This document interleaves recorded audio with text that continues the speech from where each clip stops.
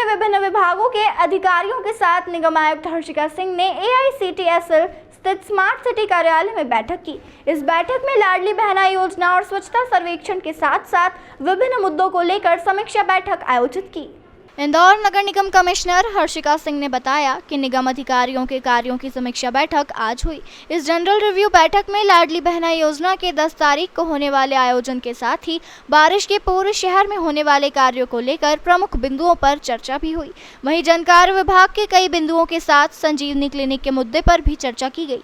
स्वच्छ भारत अभियान के तहत होने वाले सर्वे को लेकर भी तैयारियों के प्रमुख बिंदुओं पर बैठक में बात की गई।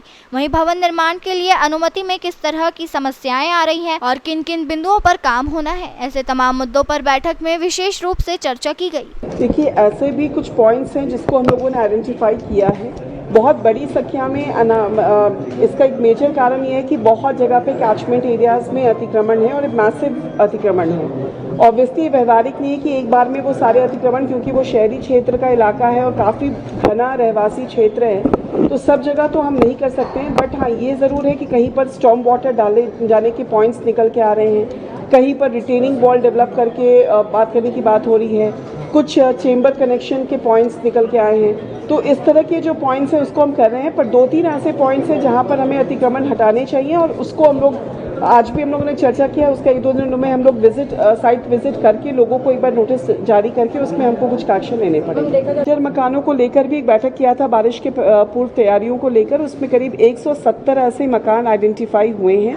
उनमें से भी कुछ प्रायोरिटी के जो हमारी मकान हैं जिनकी स्थिति गंभीर है, वैसे मकानों की सूची तैयार करने के लिए हम लोगों ने कहा आज शाम तक, और उसमें फाइनल नोटिस तो सबको जारी किए जा चुके हैं। उसमें केवल एक दिक्कत ये आ रही है कि मोस्टली जो हमारे ऐसी मकान है उसमें कोई ना कोई रहता है, वो रहवासी टाइप के जगह हैं, तो वहाँ पर लोग स्वेच्छा से निकल जाएं और हम उसको डिसमेंटल कर सके। उसके लिए एक बार फाइनली हमने लोगों से बातचीत करके उसको आगे प्रोसीड करने के लिए कहा है। 10 तारीख को जैसा कि निर्देश प्राप्त है, प्रत्येक वार्ड में इस कार्यक्रम का आयोजन किया जाएगा और एक पॉइंट आइडेंटिफाई करके वहाँ पर टीवी, LED स्क्रीन्स, इस तरह की व्यवस्था रहेगी।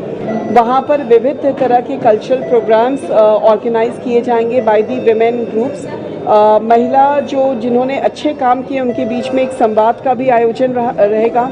हम लोगों ने एक निर्णय ये लिया है कि जो 1000 रुपये खाते में आ रहे हैं उसमें शहरी क्षेत्र में महिलाएं किस तरह से उस 1000 रुपये का उपयोग कर सकती हैं इनटू इन्वेस्टमेंट, सेविंग्स, इन बिंदु के बारे में भी जो है महिलाओं को बताना।